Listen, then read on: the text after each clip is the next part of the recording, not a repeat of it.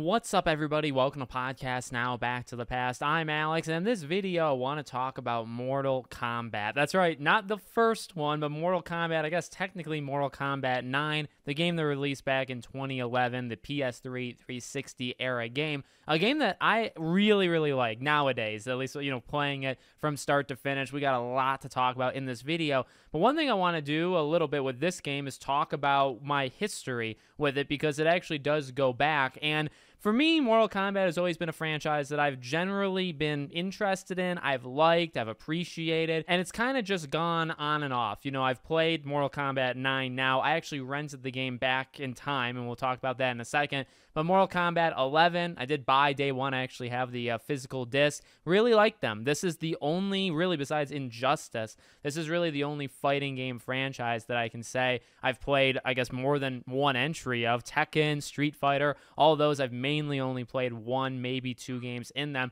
Mortal Kombat is a little bit, more far-reaching. However, when it comes to this game, going back in time to when I first played it, I distinctly remember this. I rented the game, and I got stuck in the story mode. I got stuck relatively early on. I feel like it was chapter 3 or 4. There's, I believe, 16 chapters in this entire game, if I remember correctly. So I got stopped at about the quarter mark, if I even made it that far. And I remember vividly playing this game. I remember liking the combat, but I was atrocious. I was really bad.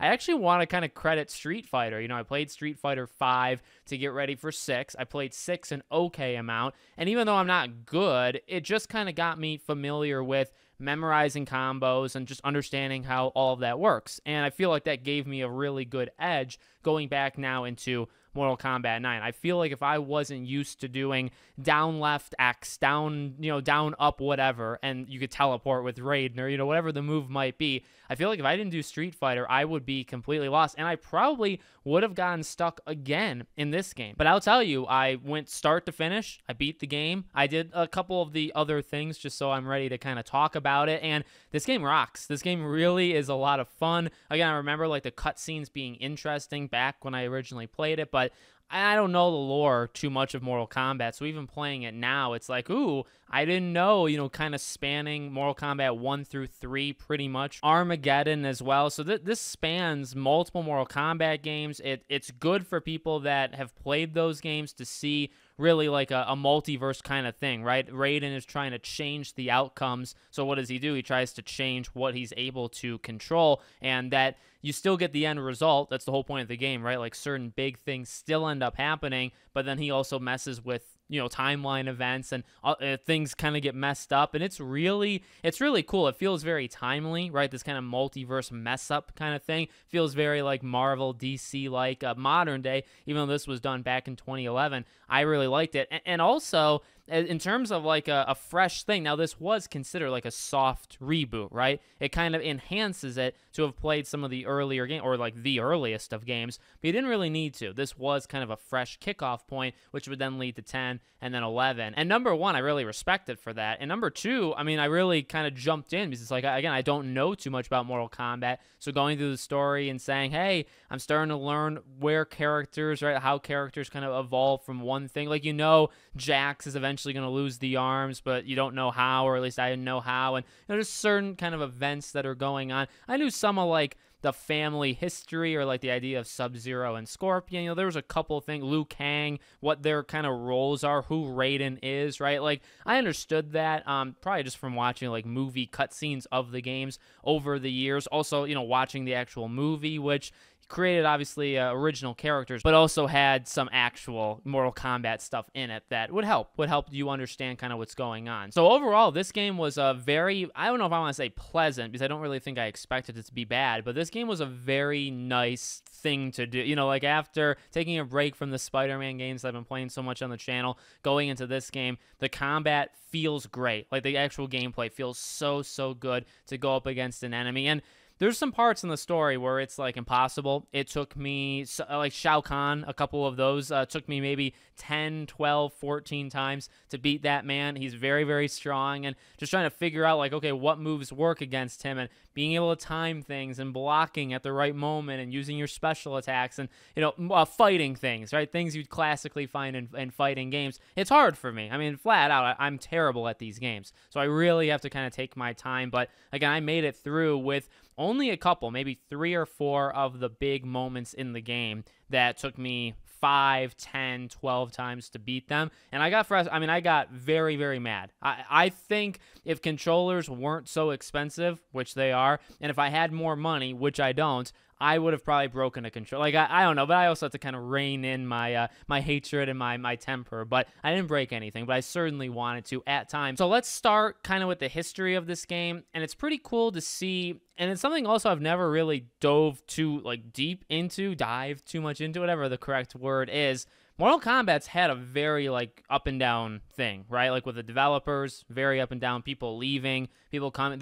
Some of the worst games, like, of all time, or at least one of the worst games of all time, is it's kind of, like, universally accepted, is a Mortal Kombat game, right? So, it's a franchise that's had very high highs, and it's become an established, iconic franchise or thing, but it's also had some very low lows. And even, like, the Mortal Kombat versus DC, it did pretty well. It wasn't received all that amazingly. Obviously, they dropped the idea of that kind of crossover, and that was going to be kind of a jumping off. I mean, they said during that time, this is going to we're going to see where we're going to go, basically, based off of what this does. And the answer was, we're going to kind of go back to basics. Like, maybe they were going to do more crossover stuff, but they kind of went back to basics. They focused a lot on the story mode. They focused a lot on the multiplayer. But, again, I really applaud them almost, because I think of games now in their, like, skeleton state, right? Like, when games release now and they have, like, a fraction of what they had back in time, right? And there's always those kind of videos that with an NFL game where it's like, look at all the modes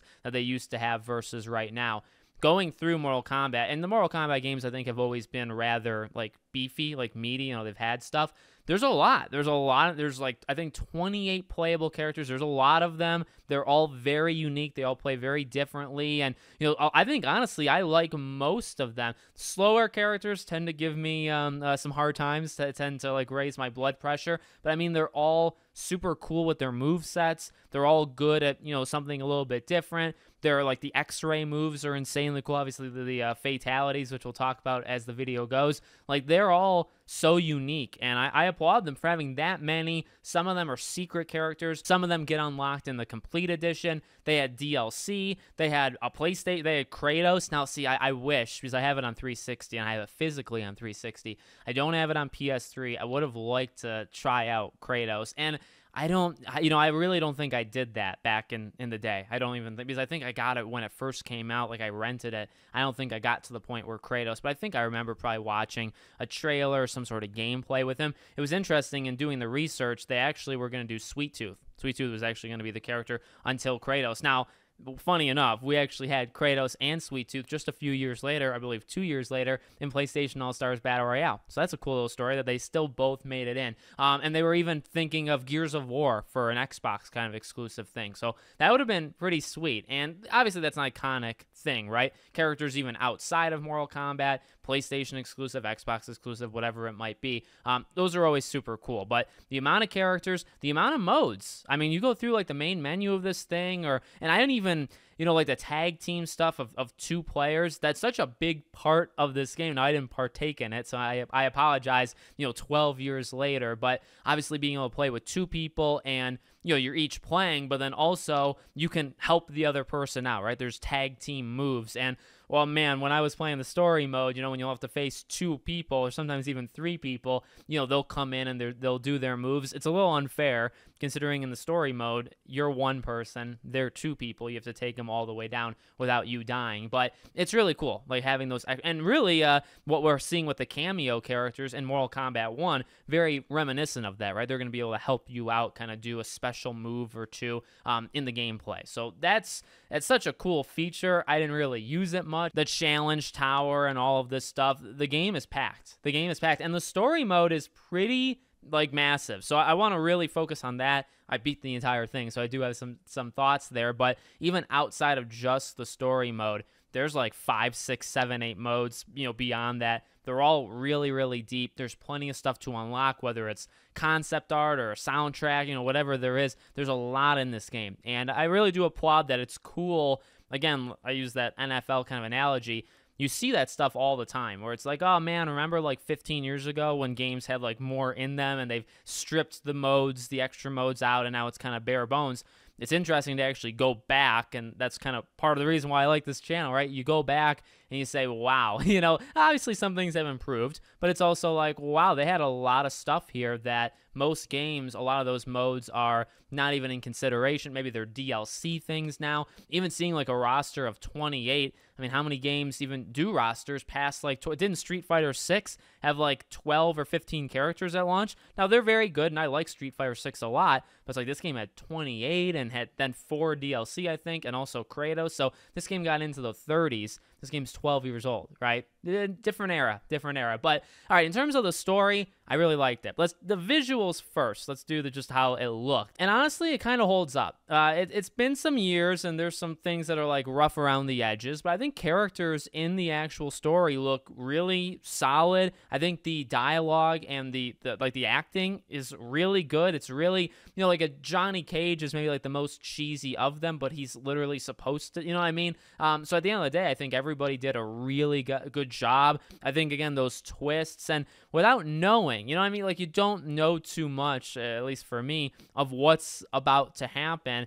And I like the idea of Raiden trying to change, like, okay, well, he must win. Well, what does that mean? Well, maybe it's you must win, or maybe it's you, and well, you won the first one, and now they're invading, so now we have to like handle that. Oh, now there's another tournament, so maybe somebody else has to win that tournament. And no matter what he did, it really built up very like nicely, kind of cliched. Like, I feel like you've seen this kind of story before, but it's with like iconic characters, really cool battles, and I love the idea of jumping, or like every chapter jumping around. I really, really like that. But I like the central idea that, you're trying to change this one outcome at the very end, and by doing it, you do change some outcomes, but the end result, it still literally leads there. Only at the very end did he realize what he must win means, like the kind of trickery on Shao Kahn to be able to defeat him. And throughout that, again, you're going to be jumping characters and battling. Now, here's one, I guess, slight weakness to it, besides the insane difficulty curves or spikes, I guess, that would sometimes happen in this game. One thing is, while some of the fights felt very, very organic, right? So you'd be like in the tournament, it'd be a cutscene, and it's like, okay, Johnny Cage, you're gonna fight Ermac, or whatever, and you're gonna go. Instead of that, and that was sometimes, but sometimes it'd be like, oh, you're not this I'm gonna beat you up, and it's like, well, no, she's not. Like, I think it was maybe Katana or Melina, and Smoke like got them confused, and Raiden's like, no, it's not her, and then you have to like fight him. My point being, there's several fights, I mean, there's quite a bit. There's some padding, because you want to make sure that each character, and I don't even think I counted, but I kind of wanted to count. I mean, I feel like they might fight 3 to 5 unique enemies, right? They kind of have a small little arc that goes through roughly 5 fighters. And some of them are organically better than others. Some of them make more sense. Some of the, I guess, just chapters in general feel better than others, because some of them, again, are very much padding where, okay, well, you have to kind of go through 2 or 3 people. And I will say this, though, only a few times throughout the entire game did I feel a repetition in the enemies that was, so like, you're gonna fight a couple of them multiple times, and it's primarily because, well, you're playing a lot as good guys. In fact, I feel like I don't believe in this game you're a bad guy ever fighting a good, I mean, maybe like within your group, right? Like as you're trying to assemble these people that are going to defend Earthrealm, then maybe they get into a conflict for like 5 seconds, beat each other up, and then they resolve it. Beyond that, you're not doing like a villain thing, attacking the hero and the villain's gonna like kill them or anything. So you end up fighting the same group of villains. Now the good thing is there are so many characters. I mean, there's a lot, right? There's so many heroes or like the good guys in this game, and then there's a massive, army of people that either align themselves with the bad guys or they are bad, and all these different faction groups. There's a lot. So you do have a relatively good, I would even say pretty good rotation of these characters. You're not going to be fighting them in back-to-back chapters or like 3 times in a row. It just doesn't happen. And again, a lot of the story beats, a lot of the cutscenes, I mean, they are insanely insane. Like, primarily, I guess, towards the end, like when things really start to fall apart and everybody dies, that one cutscene, holy dear God, like that was, you kind of, again, see it coming, because it's like, well, we saw it in the beginning, like everybody's dead. Now we see it, and I guess different way of them getting there, but it definitely results in them all dying no matter what, right? They're all dead, and some of these cutscenes are like legit insane. They are incredible, and it was really cool to watch. I think they did a fantastic job with the story. Again, in terms of the gameplay itself, I think it's very, I don't want to say like rewarding, like it feels good, it looks good. You feel the hits. I felt pretty good in putting in or inputting, the combos and stuff. And there are just some, like, it's hard to talk, you know what I mean? This is a hard video, I think, in some ways, because it's hard to talk about the literal punches and kicks and stuff that, like, the people that you're playing as throw. But the game just feels very good, and there's just so much diversity between one character and the next. I really sometimes think about fighting games, and I just kind of, like, ponder it and say, man, there's so many characters, and this is why I applaud them, like, because you have so many unique fighters. They each have their own move set. Now, some things are universal, like kind of the sweep kick, the one that will like trip the enemy. That's the same no matter what. The uppercut, my best friend, the thing that I won many battles,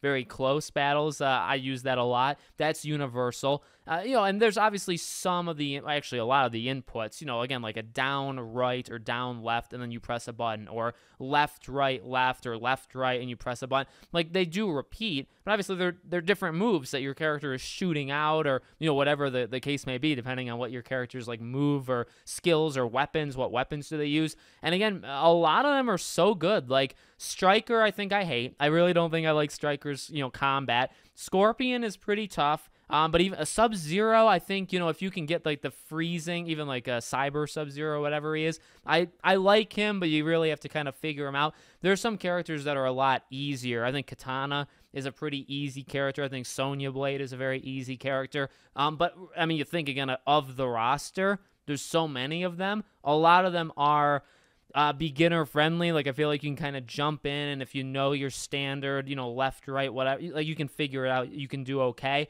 I felt that. There's only a couple that I felt were, like, rather hard. Now, going against the enemy, that's different. But again, I mean, that's the strategy. I really appreciate that, where, if they're a heavier enemy, or in the story, right, like, some of them will hit you, like Shao Kahn, will hit you immediately after you do something. You really have to time it. You have to figure out which moves are going to knock them back versus won't. It depends on their speed. Maybe some of them are just faster characters. And now, again, the game will randomly spike. That is a huge negative to me. Again, my blood pressure rose in several circumstances, or several instances in this game. But one thing that I found, I really wanted to, like, try to see if this was true, but I can't find it anywhere. Maybe you guys know. It really felt to me like almost the game could read me. Like, the game knew, oh, he won the first match, and he won it rather easily. Now when it says, okay, round 2, fight, now we're going to do some just stupid stuff that's going to be impossible, and we're just going to destroy them. I felt like the game, and now maybe that was me. Maybe I was creating that in my own mind, where I let off the gas. I wasn't doing the combos the right way the second round versus the first round, but I just felt like over and over again in this game, it would be either too hard, and then all of a sudden the AI would kind of be dumb for a few seconds, and it's like, okay, take advantage. We're doing this so you can take advantage of us, and then now we're going to be hard again, so you have to watch out. And I don't think the game does that, but I feel like it did. Like, I literally feel like I experienced that. But either way, I think the combat in this game is very satisfying, and again, hard to talk about, like, punches and kicks, but everybody feels different. The X-ray moves. Now, this kind of gets into more of the controversy with this game, right? So this game was probably the best looking, the most, well, I don't want to say realistic, but I mean, this stuff had some stuff in it that very much push boundaries. I think it pushes boundaries now, watching some of these fatalities. So, and which I don't even think you can show these things on YouTube anymore. That's how crazy it is. Even with Mortal Kombat 1, right? Like the new one.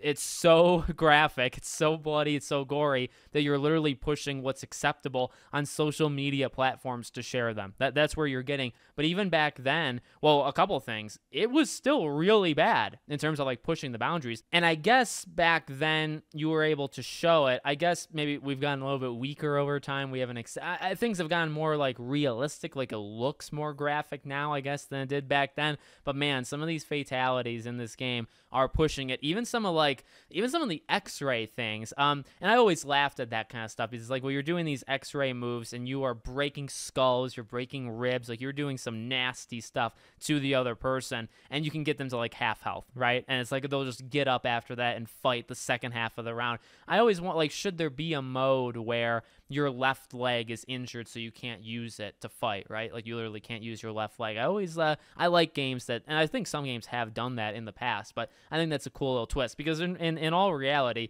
you break somebody's skull, you know, you may take them down 25% health. How are they still fighting the rest of it? But man, it does push boundaries. I feel like it kind of pushes boundaries now. Back then, it got banned in some territories back then, and some of them got reversed later on. They said, okay, we'll let you sell your game. Some places you still, you know, couldn't get the games, but that didn't stop this game. You know, remember in the beginning, we talked about kind of the legacy after Mortal Kombat versus DC, and obviously they pivoted. Well, this really worked. The story mode of this really worked. The gameplay, the combat, the multiplayer, this was their new kind of starting off point, and they nailed it. It sold, I think it sold maybe 4 million units in the first 2 or 3 years. It did extremely well. And then, now remember, after this, we got Injustice. So this was 2011, 2013, I believe, was Injustice 1. 2015 was Mortal Kombat 10, and then I believe Injustice 2, Mortal Kombat 11, and now Mortal Kombat 1. So it's been more Mortal Kombat heavy, but like right after this, you jump to Injustice, then you jump back to Mortal Kombat.